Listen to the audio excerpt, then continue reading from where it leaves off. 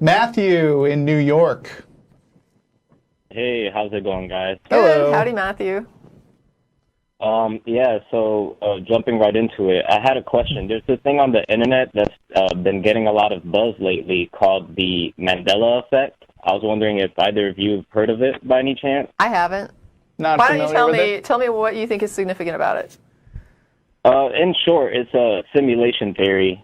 But I could, I guess, try to demonstrate it with some questions if you'd like. I heard you talking about Star Wars earlier. Mm-hmm. First off, right off rip, not everybody is experiencing it, but you might be. One way to find out is through asking certain questions. One example of a Mandela effect is that famous quote that Darth Vader said to Luke. How do you remember that quote going? Darth Vader has a lot of quotes. You're going to have to be more specific. The "I am your father" quote. How do you remember that one? Search your feelings, you know it to be true. Is that what you're going for? After that. Can you just say the line? I'm not that big of a fan. I wasn't expecting movie trivia. Sorry, I was testing your memory. I was trying not to say the line so I could hear your memory of the line. Yeah, but I don't know what line you mean. So right do before it. Right before he says "I'm your father," what does he say? Like the whole quote. Darth Vader I did not kill your father. I am your father. Or are we going earlier? Well, some people remember it, Luke, I am your father, and other people remember it, no, I am your father. That's why I was asking. Well, yeah, because it's been portrayed and like mocked on many, many different programs. And things get meme-ified, and then people misremember the but quote also, I mean, because also, they've seen it the wrong if you're way saying a lot. that we don't remember things precisely, I think we'll agree with you. I mean, I think that me and Russell would be on board with that. Memory is flawed. Well, I would definitely say that memory is flawed. That definitely plays a huge part in it. Well, actually, the reason I was asking about the Mandela effect is because I had a question that tied to that, and it was, if simulation theory in some way turned out to be provable or true, would that somehow in any way affect your belief in God? I guess if there's a code, how do you feel about the idea of a programmer?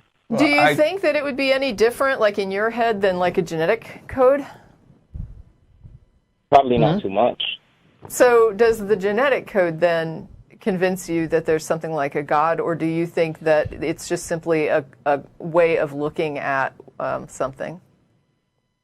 Well, I guess, do you see genetic code like language? Because I do, personally. Well, language happens too. I guess we have language. There's some analogy there, but that doesn't mean it's the same thing.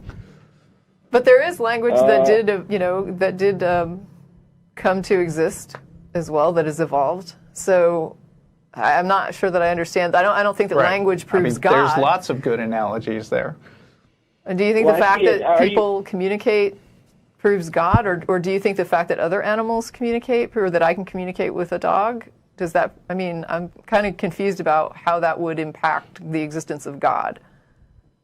Well, I guess you can't use language without logic. Well, sure. I think, well, you can. You can say things that are irrational, for example. So, to make sure I understand you, you're saying, like, if it turns out that we're in the Matrix and everything is a simulation, then would we think that there's a creator? I would say it would still have to be verified. I mean, and then my next question is, a creator of the simulation or of the people simulating? Or in the simulation. I mean, in the Matrix, evil robots created the simulation. So, but I wouldn't say that they're godlike. They're kind of dicks. Yeah. No, I feel you on that. And I guess it would be an interesting question, but I think that in the end, I would still need that. We would have to verify, right? So it's like, even if people thought that, even if people said someone must have built this simulation, I would be still in the point where I'd say, okay, so how do we investigate that question? How do we demonstrate that that assumption is correct, right? I mean, it's still at the hypothesis phase, right, where you've got this, let's be generous and say it's an educated guess that we have something that appears to be a simulation, and so maybe there's someone that built this simulation, and my question would be, okay, well, there's your hypothesis. Now, how do we go about testing that, right? No, I agree with you. I Okay. agree with that. That's not far-fetched. I guess, and then another way to look at it, too, would be, do you investigate, I guess, the programmer or the language, which is more relevant? I think it would be fair if we found out that existed to investigate anything. I think it would be worth investigating probably every aspect of it. Don't you? All right, well, probably, yeah. And I honestly, on the spot, I don't have any type of way to do that over the phone. So I don't either. Yeah, I think if the universe is coded, then it would be a great benefit to try to figure out if there are any cheat codes. How do I get rich quick? Yeah. God Totally. mode. Actually, walk through walls seems like a cool one. So, I mean, yes, if somebody came up with something that made it, you know, that was like, hey, I think this is there, I would be the first one to say, hey, go investigate it. Go find out what you can find out and come back to us with results. Right. Of course, the really cool thing is if I did find a legitimate cheat code in reality, it should be child's play to demonstrate it to somebody else. Ooh, that's a good thought. Wow. I mean, this would be super easy to prove. This is almost like an episode of Black Mirror that we're getting into here. I found the code, and then you start messing with it, and reality's changing, and Actually, that's why I brought up the Mandela talk of quantum computers and CERN surrounding it, and I'm not sure about how to prove any of that. I mean, what do quantum computers it have might to be true. Can tell you a little bit about what quantum computers are about, but they have nothing to do with spirituality or gods. Like, I don't see what that has to do with anything. Would they generate codes? Quantum computers are like every computer represents ones and zeros through the electrical state of a circuit. And the idea of a quantum computer is that basically it would somehow use subatomic particles which can be simultaneously in one state or another, so it can do lots and lots of computations really quickly. Okay. So that's the bottom line. It's like that book, right, with the guy who's like the mice running the planet and right. Yeah. Okay. The Earth.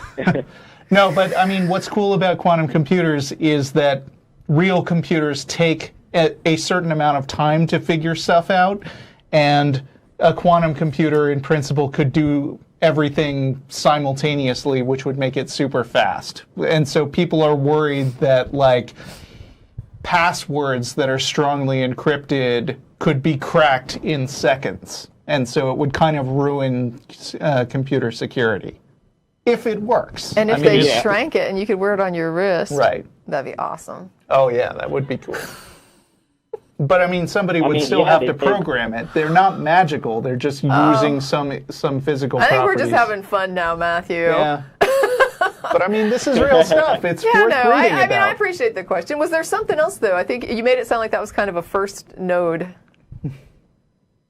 Well, no, I was just going to say, thank you for taking my question. Yeah, these are real ideas. They're interesting. Honestly, I lean probably, I would say, more towards agnostic. I'm not really sure what to believe in. I mean, if I know I have it listed there, I'm a theist. If I do consider myself ever a theist, I'm usually just being a little bit tongue-in-cheek and saying that I believe that nothing is God, but I agree. I'm just trying to skip to the front of the line. Speaking of cheat codes. Yeah. No, I understand what you're saying, Matthew. That's the thing. It's like, for me, all of these questions, that's what they amount to, is questions. And when somebody finally gets to it and comes up with an answer, and it's funny because, I feel a little bit bad because when people call in and you're just like, look, you're going to have to demonstrate this. And there have been things that I've read about where people have had to come up with ways to demonstrate ideas that they had, where in my mind, I know that if I was the person that had the idea, it would never be demonstrated because I would never have thought up the way to demonstrate it like these other people did. So I get that devising testing is a skill, right? It's not something that a lot of people just have on the fly, and I'm certainly not good at it. I mean, I'm always blown away when people come up with like a really clever way to test a thing, and I'm just like, wow, that's genius. Like, I don't know, maybe it wasn't genius, but to me, it's like genius. And so it's real difficult. I get it. But the problem is, if everyone is like me and nobody can devise the test, the solution is not to then say, well, then I guess we just have to decide to believe it, or, it's like, no, you don't have to make that decision. You can wait until we give rise to a human being who comes up with a way to test for it. And once you have that verification, then we can know. And so we don't have to, there's no point in trying to force yourself to make decisions about things that you don't need to decide about, that really can wait for better evidence. And I think it's sad, because I believe that in some religions they've figured this out, and so what they do is they come up with horror stories to try to scare people into making that decision early, right, prematurely. Mm-hmm. And they say, oh, you'll die and go to hell, so if you don't figure this out before you die, and oh my gosh, you could be hit by a truck tomorrow, so you had better come to Jesus now. These are pressure just spoiled tactics. The ending of God's Not Dead. I've never seen it. Oh, you should. That's okay. I know. You like spoilers. Yeah. That's how it ends. I don't like spoilers. Well, anyway, but the point is, it's a sales pressure tactic, right? It's like, oh, you're thinking of buying this car and you're going to go home and think about it. Well, there was another couple here earlier that was very interested, and I think they just called, and and so it's this way of making somebody make a decision about something because you know that you don't want them to think about it too much or take too much time or wait on this. Now, I don't think that the people putting pressure necessarily know that's what they're doing. I think that maybe they do believe that, hey, that other couple is going to come back and buy this car, and I'm doing you a favor to tell you that so that you can, take advantage of it now. So they probably don't understand that they're using terror to coerce people to believe in God, but that's what they're doing. Oh no, yeah, it's awful, and that's one of the biggest downfalls I've noticed of a lot of people calling on the show. They don't realize that when they make a statement, a thesis, a claim, that it has to be proven. You're saying this equals that. Yeah, you're using some line of logic. Sure, yeah, but I'm glad that they do that. I at least respect that a little more than people who make these weird, vague claims that can't be discussed one way or the other. Yeah. Okay. Well, thanks, Matthew. It's definitely brave. Okay. Appreciate your call. Thank you for having me. Yeah, glad you could call. Have a good Sunday. You too.